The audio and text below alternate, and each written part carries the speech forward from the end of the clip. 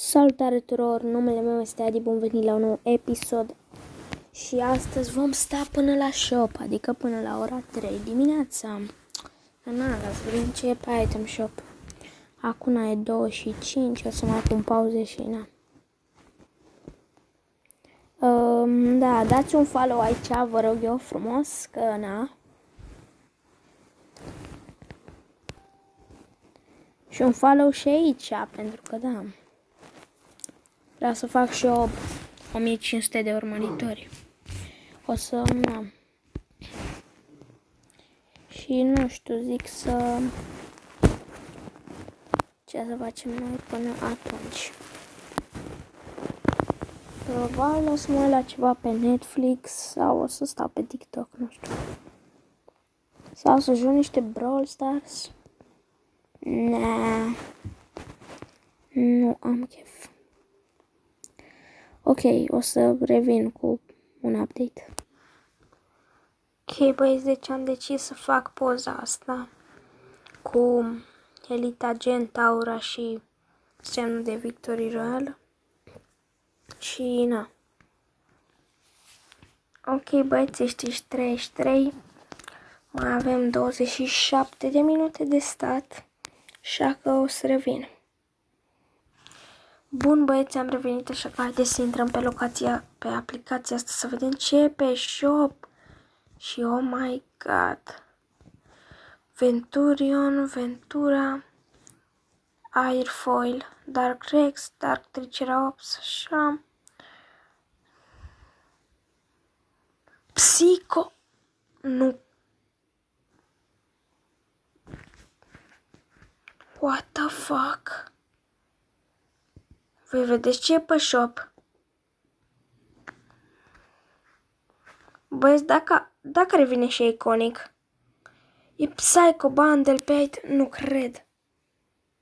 Stai, what?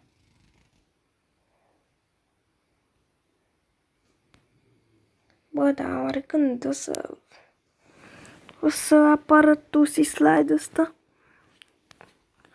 What the fuck? Cum să fie Psycho Bundle, bro?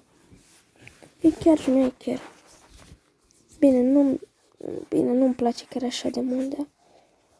Nu o să-mi iau, adică da, dacă apare și iconic în următoarea secundă, 2800 V-Bucks în cont. Am iau iconic. Cât de tare ar fi să apară și iconic? E Whiteout. Pathfinder. Nu știu. What the fuck, man? Nu cred ce e pe item shop. Nu cred că e Psycho Bundle. Hai să vedem ce dans e ăsta, că nu știu. Ball Dance. Nu mai țin minte. Hai să vedem.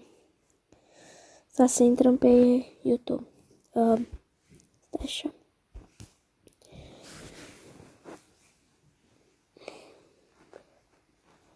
Hai că da.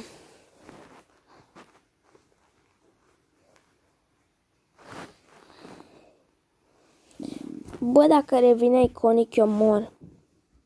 Că apără Psycho Bundle, care se pare că e o ofertă specială de pe Nintendo sau a fost înainte sau pana mea ceva de genul, dar cum e posibil, bro? Fingerwug. Cred că mi-l iau pe ăsta.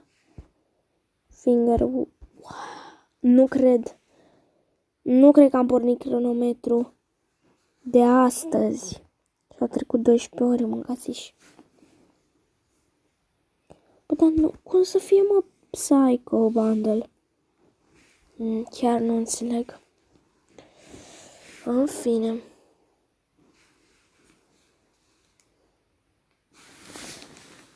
Și na. Dacă v-a plăcut acest episod, să dați un like, un share și un subscribe. Eu v-am salutat, pa, pa!